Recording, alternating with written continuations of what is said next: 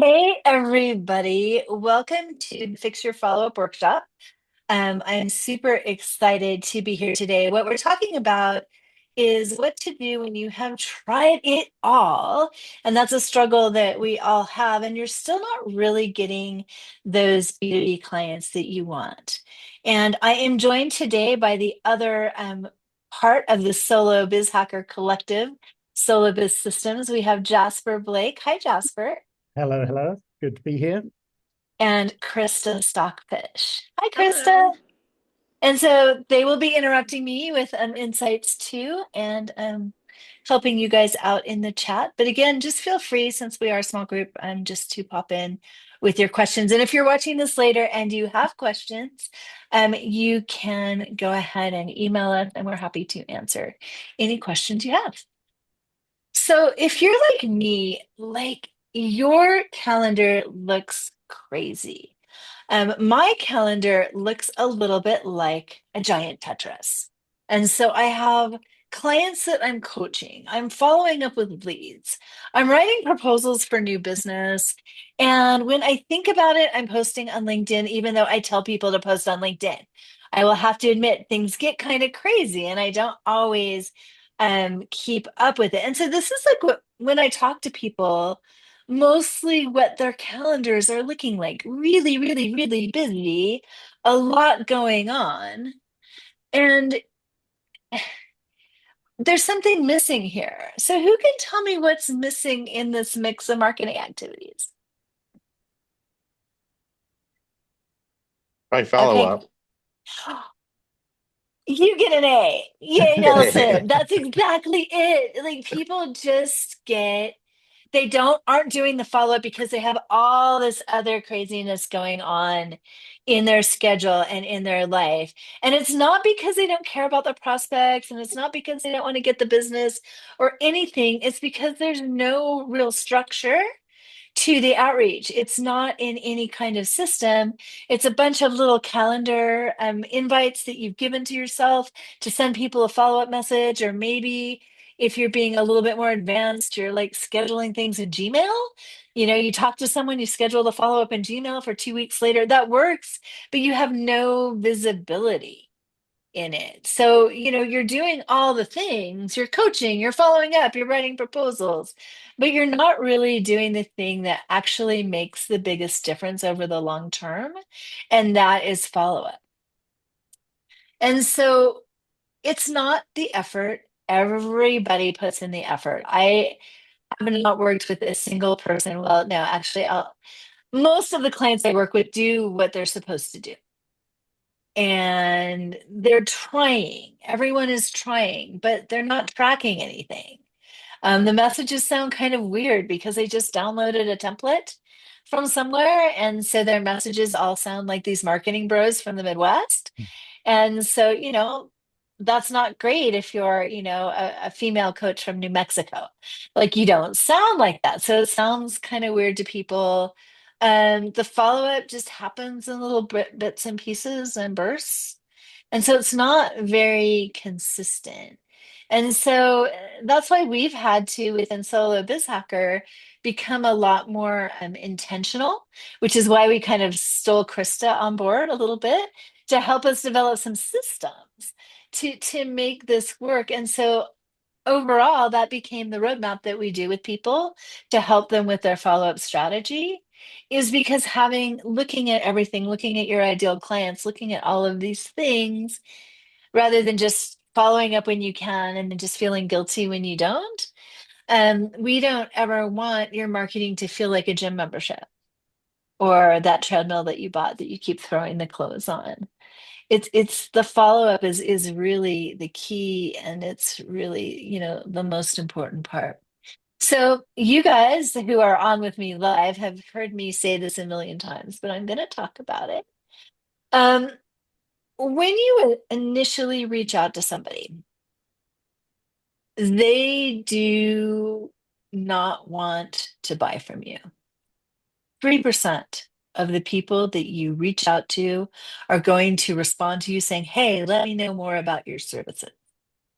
That's just reality, right?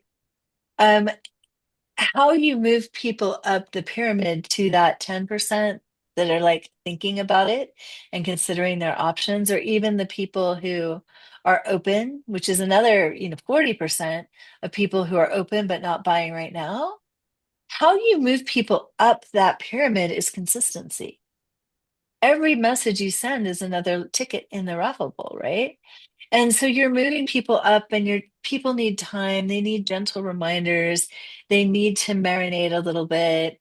You need to earn that spot on the Rolodex. How you earn that spot on the Rolodex is by fairly consistent emailing. It doesn't have to be every day. It can be every 3 weeks. It can be every month. But people need to begin to associate you.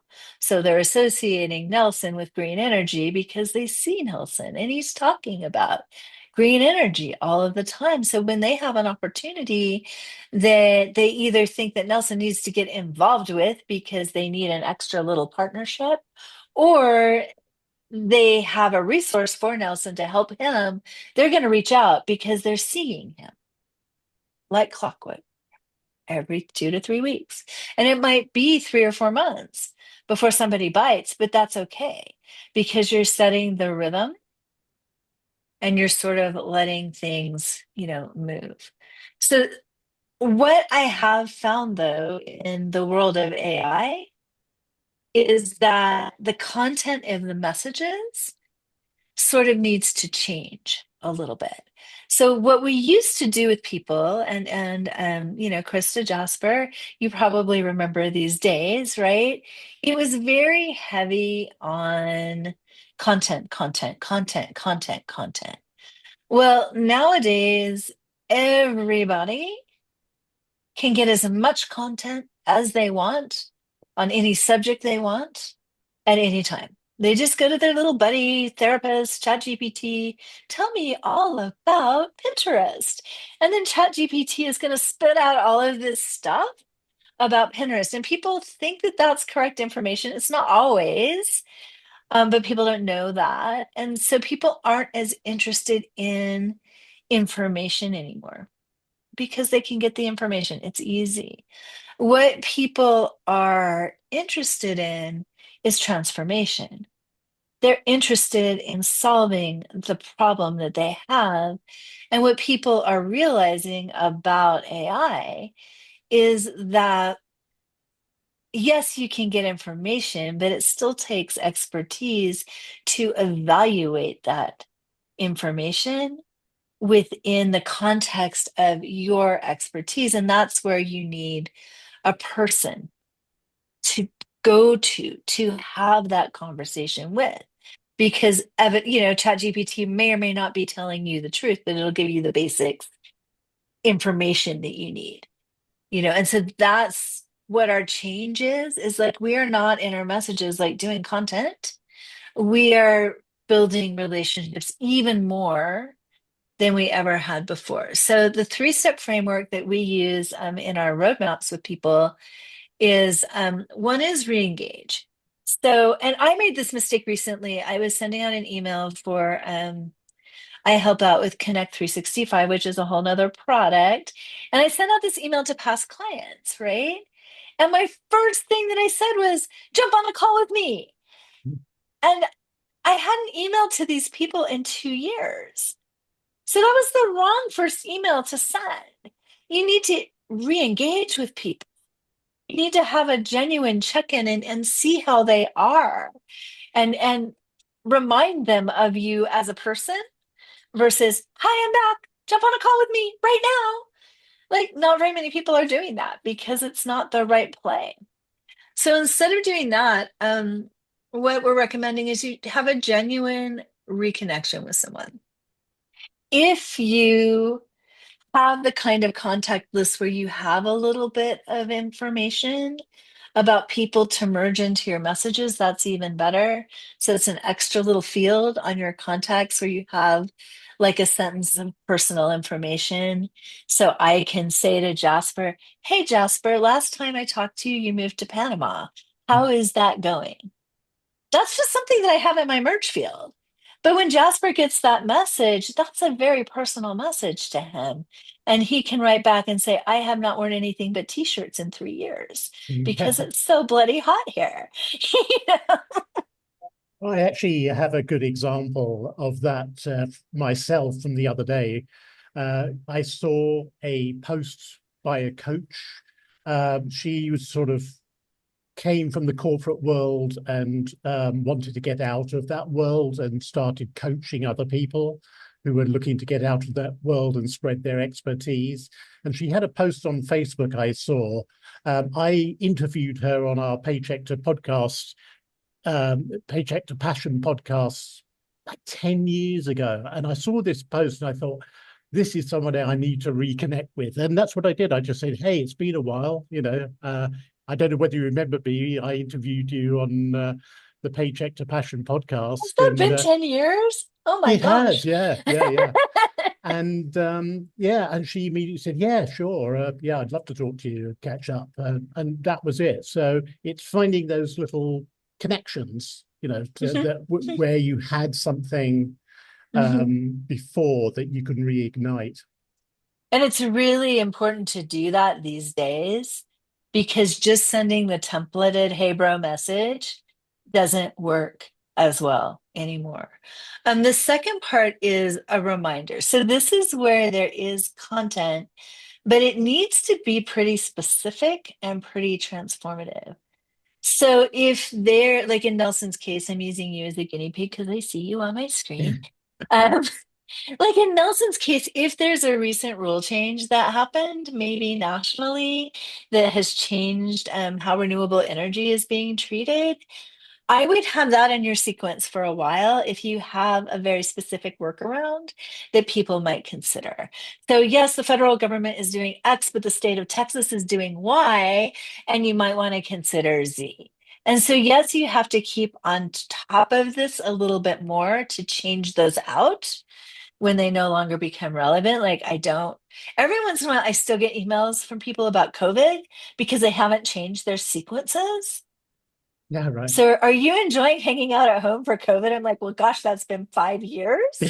You know, like you need to change out your information. But so that's like the second kind of message. So not just general content, not like here's a checklist of the 5 things you need to think about for solar energy, but like something very specific and fairly timely that you can change out every couple of months that reminds them really specifically of your expertise. And you're not really asking for anything on this message. You're just kind of giving them information. And then the third message is kind of a little bit of an ask. And that's like, hey, it has been a while since we've connected. Do you want to jump on a quick call to, talk? Do you want to download this new thing I have? Just a quick little re-invite to get them back in your world. The nice thing about sending messages every 3 weeks or every month, or just in general, is that people don't remember what you emailed them yesterday, much less what Yeah. you emailed them 2 or 3 months ago. So you can pretty much run this with some modifications over and over and over again, the same pattern. The re-engage, maybe you're asking them questions about their business again, not the same thing. Because if I went to Jasper every 3 months and said, hey, you moved to Panama, hey, you moved to Panama, he'd be like, yes, I did. But if I, ask another just general question at that point, how's your business going? Are you still doing coaching? That's another little bit, another field that you have that says coaching. And so then you're sort of continuing the conversation. So it feels not so AI driven. Do not use emojis in your emails as much as I love them and used to use them. Now I feel like I can't because people will assume I'm AI if I have too many little squirrely gigs and stars and things in my emails. I'm like, so a re-engage example. I'm like going everywhere. Let me go back to where I was. A re-engagement example. Hey, Jasper, I was thinking about our chat, um, about how to fix active campaign. Did you ever figure out how to use that automation? And so he may say, no, I switched to Kit. Um, and then we can have a conversation from there. But so this works, it just you're caring about them. It's personal, it's short, you're curious, and it doesn't feel like a sales message. It feels like an email from a person to another person. And that is what you're going for. So here is a little bit of an exercise. I'm not going to, since we're a small group, I'm not going to make you put anything in the chat. But let's say you talked to Dana, or Dana talked to a prospect about 3 months ago about their marketing challenges. They had a great conversation, they exchanged ideas, and they promised that they would be besties forever and stay in touch.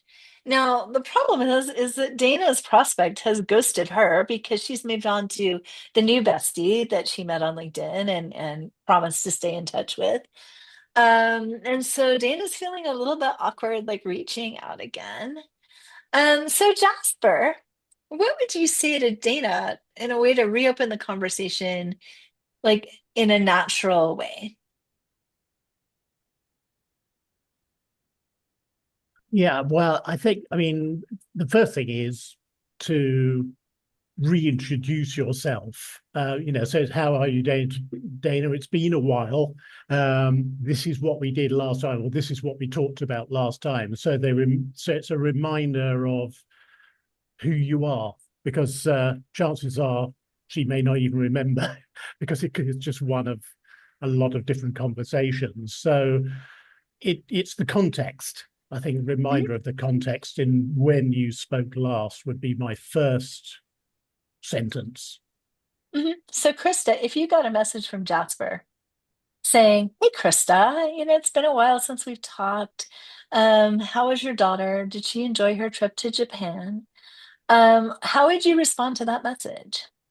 I would be much more inclined to respond to that because it has that one personal connection.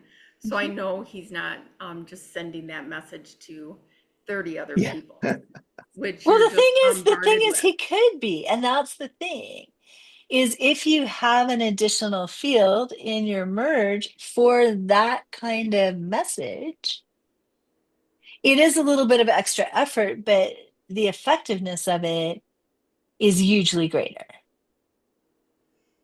right? And it's not that much more effort, and you can still automate the whole thing. You just have some snippets that you can use, and really automating the beginning messages is really the most important part because once people are used to hearing from you again, you don't have to show them because it's part of an ongoing conversation. So if I said to Nelson after I already did the "How are things in Texas" message, if my sixth message, which was a check-in again, was like, how is business with the Green Building Council? That's not a huge merge. That's just, his company. And so then that just seems natural and there's a flow there. So does anyone have any questions about that? I think that I mean, certainly the Nelson example, you could easily see that, a merge field with the company name, how's company name doing kind of thing. I think it falls down when you get to somebody's daughter visiting Japan. I think there's no, What that is, Jasper, is it's just a field in your merge fields yeah, where no, you yeah. write the first sentence of your message that you're going to send them. So it's personalized. But, I've really been enjoying, and these are really follow-up messages. So these are people that you've talked to or that you know well enough to have that first message. See, my inclination, being more old school in these sort of things, is that I'd have my little snippet on a text file and then copy and paste and change the details myself, and then send it personally. Yeah, but I'm teaching people how to automate because you won't send it. And that's the whole point, right? Is that let's go back to our coaching consulting schedule where you've got your coaching calls, you've got your lead gen, you've got a billion things. Yeah, You need a system that automates this. The way to automate it is to create that merge field and put that information in so that those messages can be sent and someone can be added to a sequence that continues over time.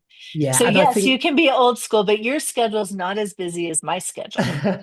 but I think the other factor there is the depth of the relationship. Mhm. Because if you've talked to somebody several times, and you know each other, then that's the Well, sort of then thing they I wouldn't be in this automation anymore that exactly. necessarily. Yeah, This exactly. is for Yeah. that group of people that you have a conversation with on LinkedIn. You know them a little bit. I mean, it would be very weird if I put you or Krista or maybe even Nelson on Yeah. some random autoresponder that sent random check-in messages every, month. Yeah. And you'd be like, Meredith, why are you sending me this weird message every month giving me Legion hints? I mean, I Nelson would would be probably okay look with at it and just say, yeah, that's she's got an automated system sending it out. I Exactly. wouldn't be it. insulted by it, but Yeah. Yeah, Yeah. I mean, and that's the other thing is I don't think people would be insulted by it, but no, you're not gonna like I'm not gonna put my sister on an autoresponder. You know, hi Jennifer. Yeah. How's life? But I think that's an important distinction to make, though, in terms of who you do put on the automations and who you don't. Well, and that's also part of it. Like once you're in a conversation with somebody, I would pull them out of the sequence, Yeah, until that conversation has reached its natural endpoint. And then you can put them back in later. If, you've had the conversation and it's been a while, then you can put them back into the long-term nurture. You're building the genuine, I mean, you're building the relationships here. The automation is just making sure that those messages get sent. And so that's kind of what this is it's sort of a combination between the human part, which we're losing because everyone is AIing everything to death. And so pretty soon we're all going to sound the same. And the automation part, which is important because if you don't have it, it doesn't happen. yeah, that's Like true. it's just everyone is too busy. And so that's kind of where we are with that. So the reason why most follow-up systems fail. So Krista, the people that you work with, why don't their follow-up systems work? They aren't consistent with it, and they're not tracking who they've talked to and following up at a Hmm. regular interval with them. Yep. Yep. So Jasper, the people you've coached, why don't they do their follow-ups? I think it's funny. Well, there's the technical side in terms of tracking, like Chris was talking about, but there's actually a psychological aspect to it because you don't want to feel like you're bothering people, Right. uh, and I've had that a lot with my clients. Okay, I want to address that a little bit too, Hmm. because I think that people think they're bothering people too much. Because on the other hand, if you all of a sudden stop sending messages to people, people think you're ghosting them. And so, like, that's the other side of it. It's not a matter of bothering. It's like, oh, well, Nelson doesn't care about me anymore because he hasn't written me in forever. Where's he been? And so that's part of it too. And the way to get around the bothering is to automate it a little bit so that you're not personally sending it. So That's it's the not your thing. Yeah, personal finger that has to go on the send button to send it out. But most people aren't bothered if they don't want to open your email. They're not going to open your email, yeah, right? yeah, That's just true. Like most people won't open most of your emails or, a really good open rate is 50%. And a really good open rate for like just sec is 20% if you're using like active campaigns. And Nelson? I was just thinking this morning, I wanted to reach out to a guy that I hadn't talked to in 2 years about a particular project. And I would typically just pick up the phone and call. That's how I used to do Yeah. everything. But now people don't answer the phone or you got to leave a message so I texted him. I said, hey, I hadn't talked to you in a while, but I got something specific I want to talk to you about. Are you available today? And he wrote me back, yeah, I can meet you like at 4 o'clock. So, you know, and I'm using that more just because I do feel like I'm invading on somebody where I didn't feel anything about it, a couple of years ago. Yeah, the etiquette has changed, I think. I know that I feel like I have to text somebody before I call them. And I get annoyed when people call me because usually I'm doing a webinar or on a coaching call or not able to answer the phone. And so I'm like, sorry. Yeah. You know, if they text me, I can text them back and say, I'll call you in half an hour. And that's just, I think, Yeah. yeah, society is changing. But you texted him and he, you're talking with him in half an hour. So that's great. It's sort of, and so that's a lesson. I don't think most people are bothered. Like I'm not bothered when people come out of the blue and call me and want to connect with me. I'm curious more. Like, oh, what does Krista want? I haven't talked to her in a couple of days. What's up? When I was a No, kid, the phone rang and you just answered it. You didn't have a caller ID. You didn't know who you was calling. You no, never let no. that phone go without answering it. Well, no, because it either belonged to you or your mom, or you know, that's what I miss. I miss talking to other people's people. Like I miss talking to like my dad's boss on the phone or my mom's friends because I would get to know what everybody's people with their voices were like. And now everyone has their own phone, so you don't get that communal talking to everyone's people anymore. And I don't know how to bring that back. I don't really want to share my cell phone with my daughter these days, but it's kind of like I think we lost that I think somehow. a big part of that was, the telemarketing thing. Everybody is like scared of like being hit on by some salesperson out of the blue, and you can't get away from them. I mean, I certainly would never answer my phone if I didn't know who was calling me. I'd just let it go to voicemail and see what they wanted. Even if I But if was they don't leave very a voicemail, it must not have been important. Exactly, absolutely. So I think the text example is actually a really good idea because it's not so invasive, and it gives somebody a chance to um, you know pick it up in their own time and not feel pressured, which I think you do more when the phone's ringing. Yeah, and you can't really multitask talking on the phone and doing a webinar. However, you can send a return text to somebody if you Yes. need to. So, Yeah. so basically, the follow-up equation is consistency, which you get through automation. There's no other good way to do it. I wish I could say just put it on your calendar, but if you're following up with more than five people, that becomes hard. Personal tone is another thing. You do need to definitely have this be human and to have them know that there's a person behind the message. And then just sort of generally like the consistency, because at the end of the day, people are hiring you to do something for them. And so in some ways, even though they're not tracking it consciously, unconsciously, they're paying attention to the rhythm of your outreach. So if you are dead consistent and you're emailing them every couple of weeks or every 3 weeks or every month, they know that to some extent you can be relied upon to do whatever it is they hire you for. If you're just sending messages sporadically, you come across as being somewhat disorganized. And so then people aren't going to hire you because you don't have that reliability. And it's very unconscious because nobody has a spreadsheet tracking what emails they get and how often they're sent.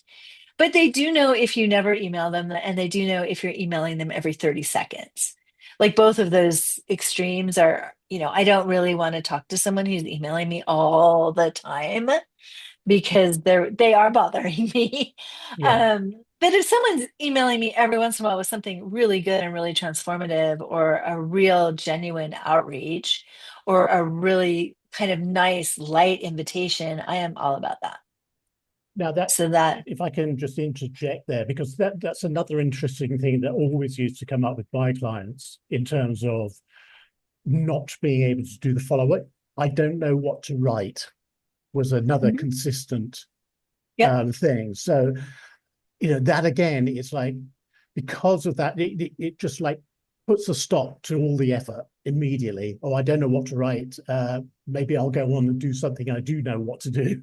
Well, So I mean, that is the advantage of ChatGPT, you don't have to look at a blank page. But the messages that we're sending are real messages from you to them. So it's more, it's not so much the pressure of having to come up with the perfectly copywritten content message. 3 steps to blah, blah, blah, blah, blah, blah, blah. So that's not what we're wanting to do.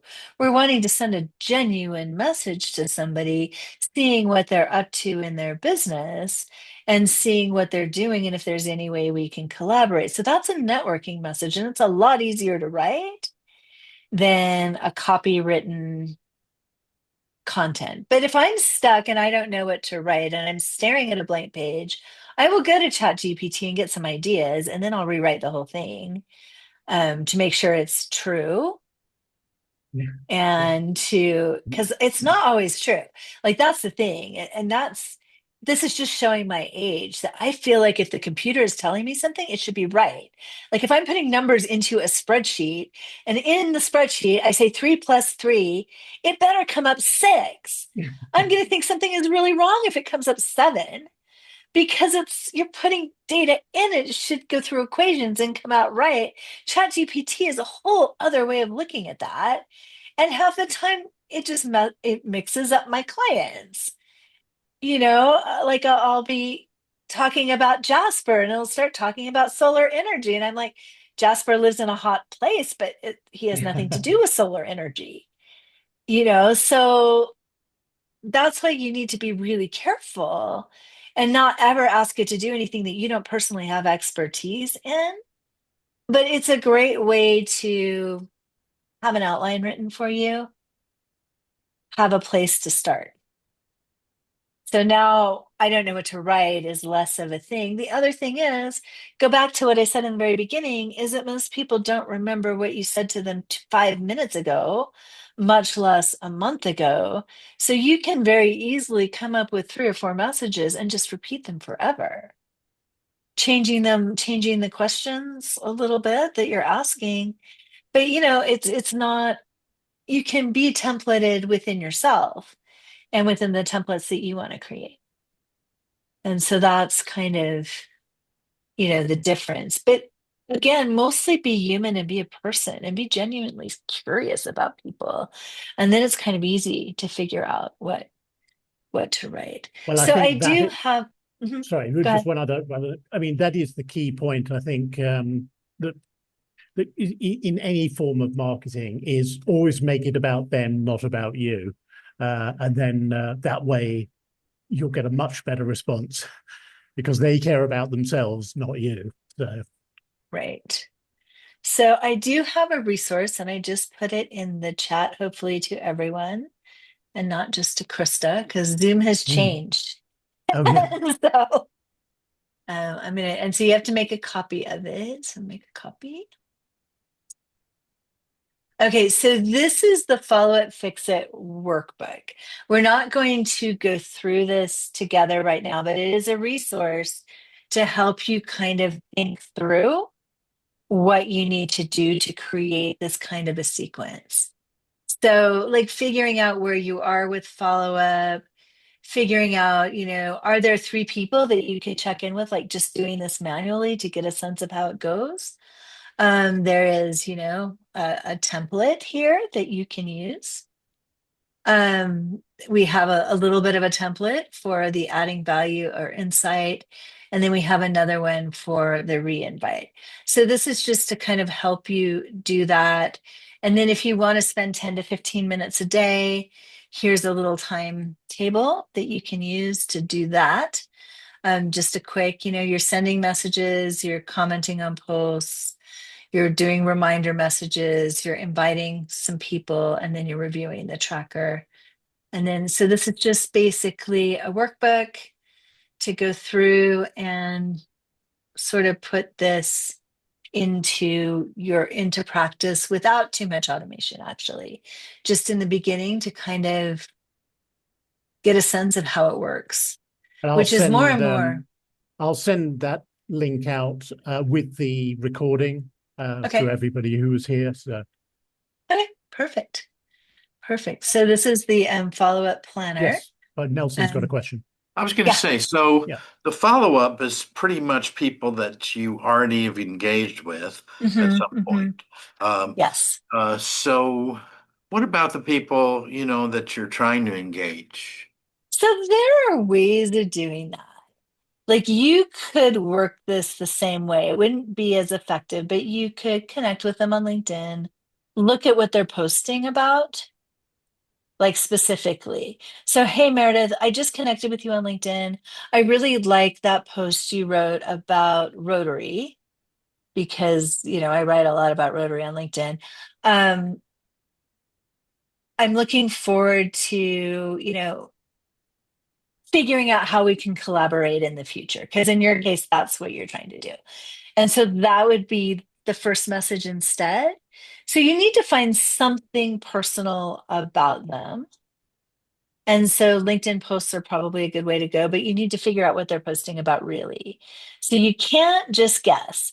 You can't just say, hey, Meredith, I loved your post about lead gen because I don't post that much about lead gen on LinkedIn sometimes, but that would be weird. But if it were about something that I actually did, then that would make sense. Like And Jasper actually, used to be a musician, but if you said I liked your post about bass playing, he hasn't posted on yeah, LinkedIn no, about bass exactly. playing. I mean, actually, posting a comment on somebody else's LinkedIn article is a great way Hmm. for them to get attention of who you are, Hmm. because people always look to see who comments on their posts, and then if you then message them directly subsequently, chances are Hmm. they already know who you are, and they're more likely to respond to it. So, yeah. And then you can put them into a long-term nurture sequence. So you've sort of started that relationship Yeah. and then move forward. Yeah. And unfortunately, it used to be that you could just like get people out of LinkedIn and throw them into email nurtures and use templates that didn't sound like you and it didn't matter.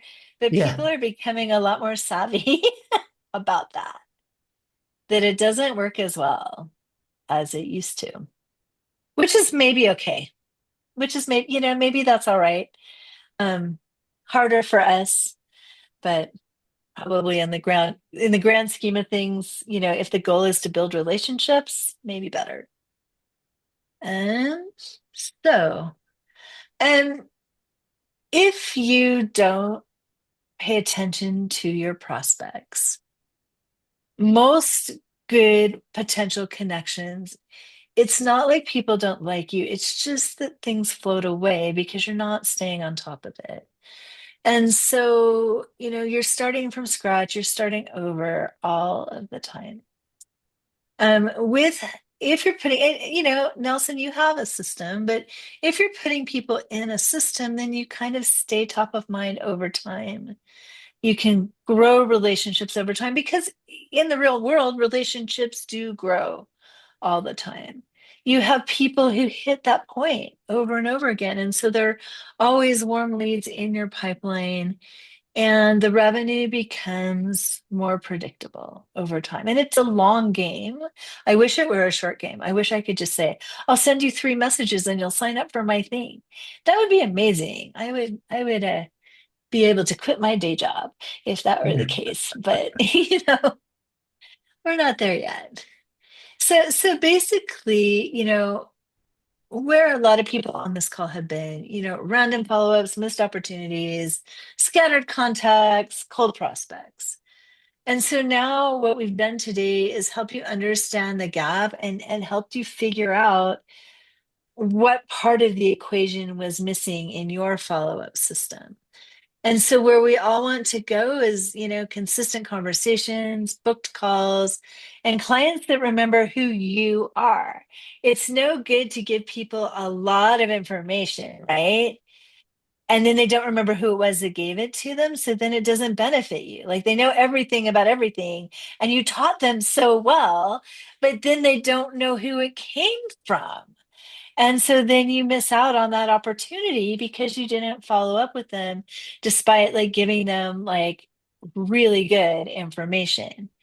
So we do have just a resource is our lead generation roadmap. So we'll go through and sort of help you figure this out. We'll help you find your ideal client. We'll help you create your first 3 message engagement sequence. We'll help you with your weekly follow-up rhythm. And then we can review whatever automation you have set up because people have different things. Some people use Reach Inbox, some people use Connect 365, different things. And with that comes 2 weeks of Voxer coaching. So what Voxer coaching is it's basically an online walkie-talkie. So you can leave us messages and then we will get back to you and leave you a message the same day. So it's an asynchronous conversation because we have found that works really well for a lot of people who don't have a lot of time to jump on Zoom all the time. So you can talk to us and we'll respond, and then you can talk to us again and we'll respond. And you can get some really good information in really quickly.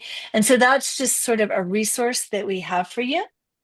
If you're interested, that's where a lot of people start and get the system developed, and then they can take it from there. So that's basically the framework. And so we have a couple minutes left. What comments or questions do you guys have? I have one, more of a question. Like in that follow-up rhythm you're talking about, what kind of time should you be spending doing all this stuff? Okay, so what I have learned, 2 things. One is you want to keep it easy and you want to keep it fun. And so 15, 20 minutes a day is where you want to be with this once you get everything set up. You do not, this is hard to batch because you run out of, at least myself, I run out of energy. I run into this big blockade of, oh, I don't know what to say, so I'm going to go check Slack. And then I'm Yeah. off into a whole different thing.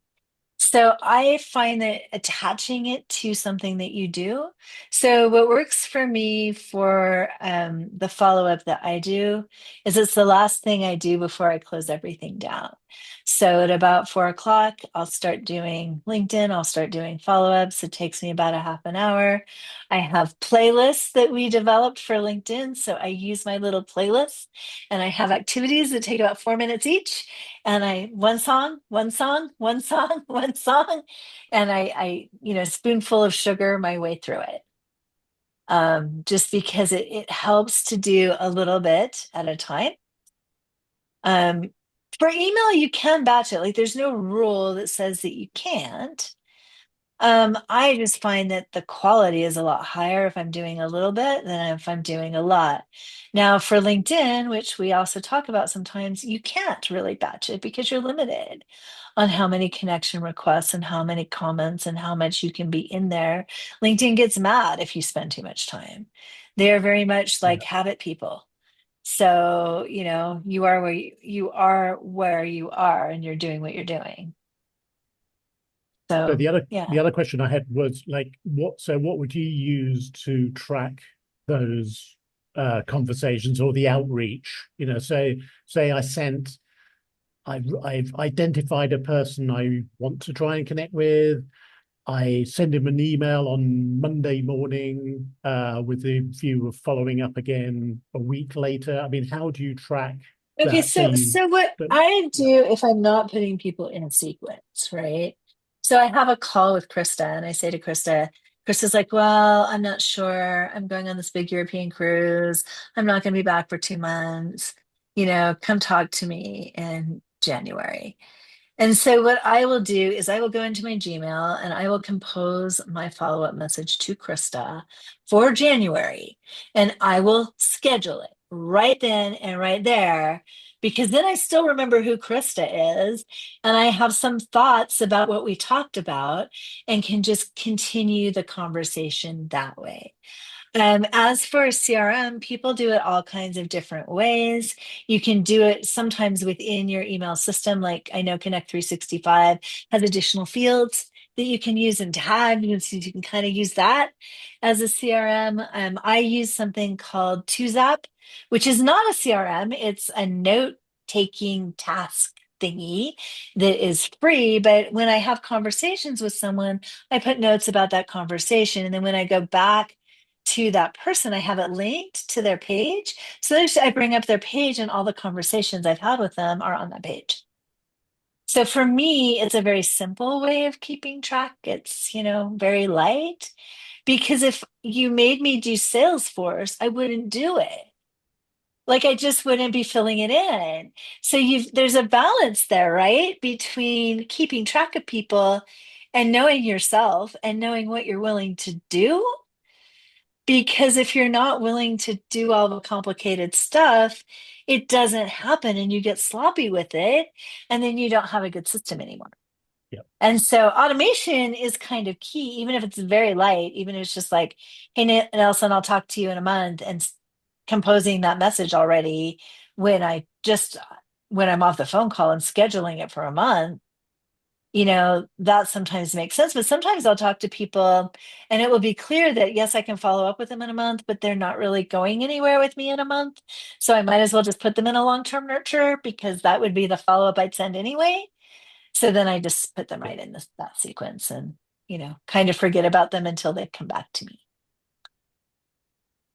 I have a Yeah. And question. Just yeah. um, in one of my a few years ago, I was taking some real estate coaching from a commercial coach that's really good.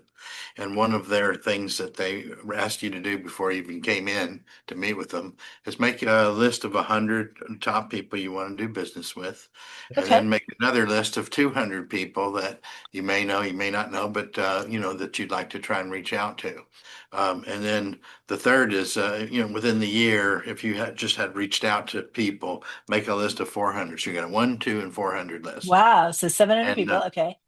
yeah, and the cadence with the 100 is try and get contact with the top 100 within every 3 months. Yep. No, Yep. no, no later. The If 200 you you did go to that, that would 6 months. change your life. Yes.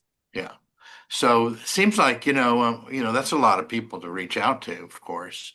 Um, but at least, you kind of pick and choose who are the people that are my top choices. And if I could get connection, these would be the people that would be good to do with.